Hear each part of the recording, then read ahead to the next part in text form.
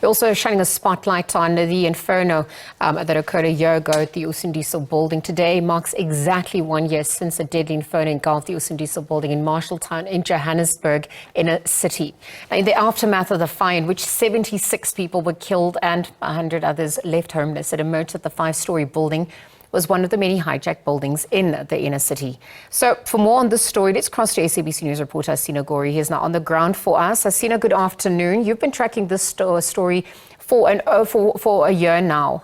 Perhaps as we edge closer to that vigil that is going to take place, people are going to obviously come out to pay their respects, but also just highlighting the plight of what's transpired, the victims, the survivors, and the reality of the ground, the housing crisis. Talk to us about all those dynamics converging as we speak to you at this hour.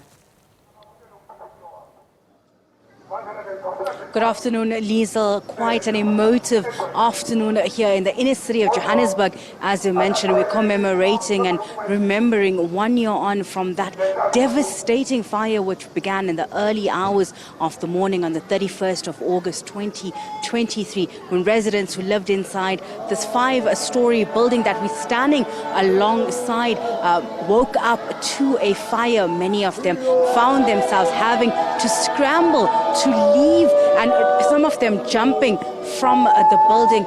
We saw 76 people losing their lives, scores others injured, and almost hundreds left homeless. Many spent the last year trying to rebuild their life.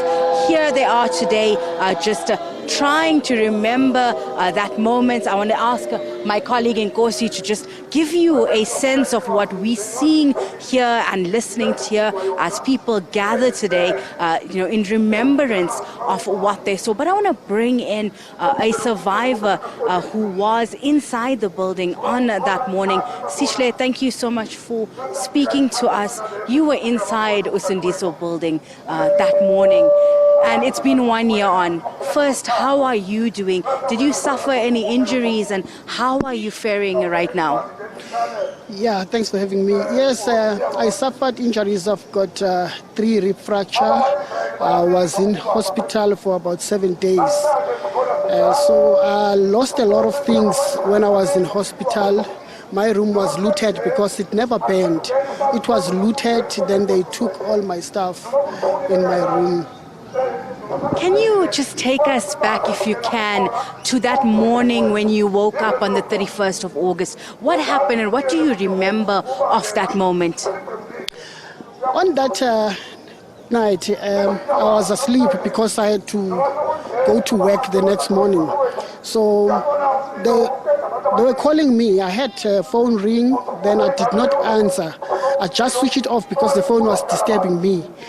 Then I heard a big sound, a big bang sound. Then I woke up. When I checked on the window, because my door had a window on top, when I checked on the window, I saw a ball of fire passing my window at the door. So I woke up, then I rushed to the door. When I opened the door, the smoke came inside the room. That's when I remembered that I saw that the building was on fire. Then I had to escape. When I entered the passage, I saw that I won't even make 10 meters because the smoke was so thick that it was difficult even to breathe. So I thought of one thing, the window. So I had to jump down. So I jumped down through the window. Then I sustained 3 rib fracture. Then I was taken to hospital. You lived in Usindiso since 2019. What was the environment or the experience of living inside this building, and what led you to be living inside this building? I knew the building before. The building was good. Inside it was nice. During the time of Pastor J, we used to hold meetings in this building. So the building was good. That's what invited me to come and stay in the building. But when the time moves on, we started experiencing now prostitution and drugs in the building. We were speaking to the police about that. There was a lot of drugs in the building. And then that problem of drugs is the problem that led to the burning of the building, because the guys who burned the building were high. You should remember that. It's because of drugs that were in the building. Yes. It's been 1 year on, and you, as you told me, you sustained physical injuries. How have you found yourself finding a new place to stay, as well as, have you been able to work during this last year? It was difficult even to get a place to stay. Lucky I have a sister, and my sister is the one who helped me a lot because she's the one, she was feeding me, buying food for me, because I was at home now, not working. Even the place to stay, my sister gave me money to get another place.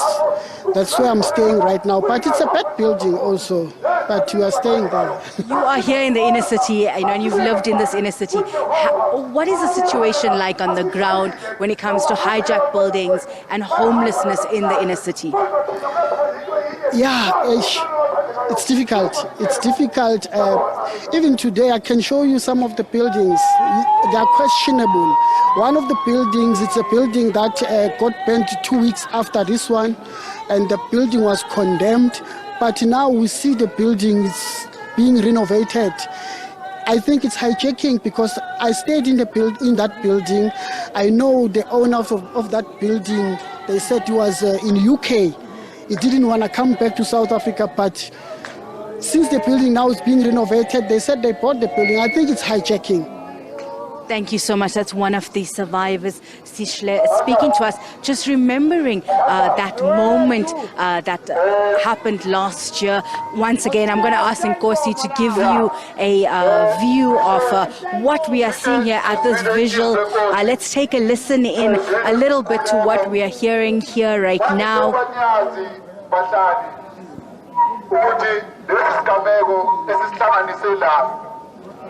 Indlela esesihambile ukusukela ngo-August wa last year.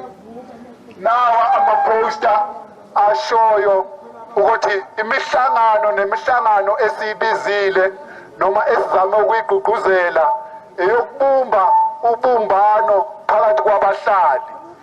Ukuthi esikufunayo siyabahlali ukuthi lo mzabalazo asingawukhohlwa.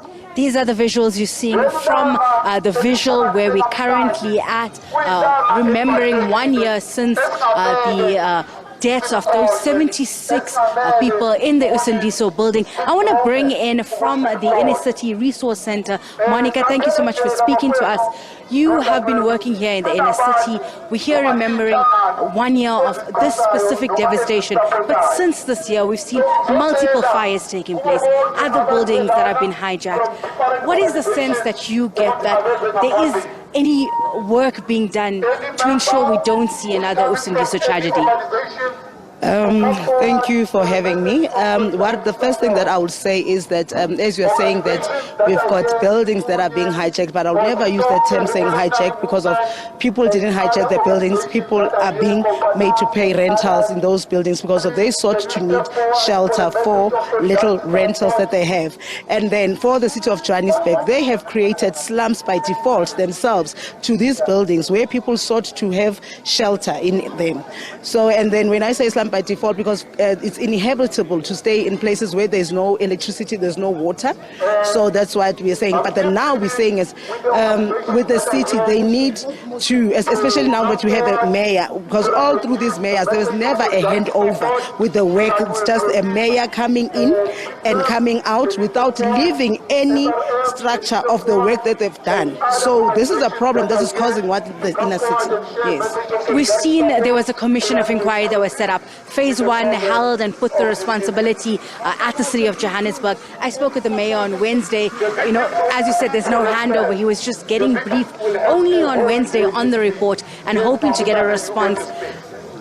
Do you feel that anything is being done to ensure that those that are seeking, as you say, legal shelter, they are paying rent, they are getting assistance and don't end up in these buildings?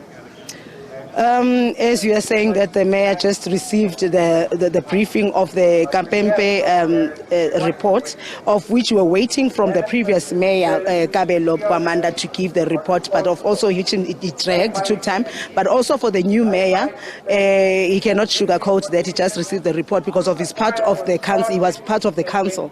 So I don't know if he says just got the report.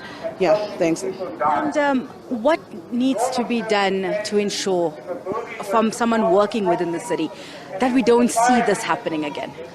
Okay, as the NGOs and civil society, what we would want is that the city of Johannesburg, it must work with it must come on the ground to get assistance from the ground, because they cannot do it alone. They need help from the civil societies and the NGOs, because we are the ones that go into these buildings and meet the people. All of them, they just get the report that they are reading, not coming through to the ground to the people of what people want, and they should communicate. Yeah. Thank you so much. That was the Inner City Center, Resource Center, speaking to us here at the vigil. I want to come in one more time. Let's take a listen to what's being said, the messages of support that are being said from various different civil organizations, activists, as well as survivors. Forward, ngumzabalazo wabahlali, forward. Forward, ngumzabalazo wabahlali, forward. Qina mhlali uzonqoba, qina. Qina mhlali uzonqoba, qina. Asibumbane bahlali, asibumbane. Asibumbane bahlali, asibumbane. Bahlali. Sisaqhubeka. Sine organization emele nangu comrade bathi sisonke revolutionary movement usuka ngale kwelase Orange Farm south of Johannesburg. Naye comrade onathi onani kuwo lo mzabalazo okukhumbula labo basishiya. Over to you, comrade Lucky. Amandla! Amandla! Mhlali uzonqoba, qina! Qina mhlali uzonqoba, qina! Long live the spirit sabahlali, long live! Long live the spirit sabahlali, long live! Ngiyabonga comrade ukuthola lethuba lokuthi ngikhulume ngegama lakhe wakathwala ngiphuma kusisonke revolutionary movement ngokuhlala ngihlale Orange Farm. Ngizela ngithi lo mzabalazo siuphethe manje wesikhumbuzo sabantu besiphila nabo bashiye emhlabeni, njengoba these corrupt government officials bangafuni ukusithathele ekhanda. Sithi asubambeni lo mzabalazo, simeke sure ukuthi masiloko sizabalaza, let's remove all these corrupt government officials parliament. Sifaka abantu abazokhona ukumlalela izikhalo zethu, sizokhona ukuthola the better life. Lezi zinto sizifunayo ukuthi basenzele zona akusizindlu nje esokuthi basakhela ama-mesh box houses. Liesel, these are the visuals you're seeing from outside the Usindiso building for the vigil that's being held 1 year since the deaths of the 76 lives that were lost. Hearing from both victims, survivors, family members, but also from civil society and activists who have gathered here in support, in solidarity, and in remembrance of those who lost their lives here. We'll continue to bring you rolling coverage of this vigil as we go through the evening. It's expected to take place till at least 7 p.m. this evening, with more testimonies, with more voices. But for now, Liesel, back to you in studio. Thanks, Hasina. We'll monitor those developments, particularly as that vigil continues. Hasina Gori, just bring us the latest there. 1 year later, we know that the blaze in Johannesburg CBD killed 76 people, left hundreds more without a roof over their heads. We're really just tracking their plight a year after that inferno and waiting from here as they await justice at large.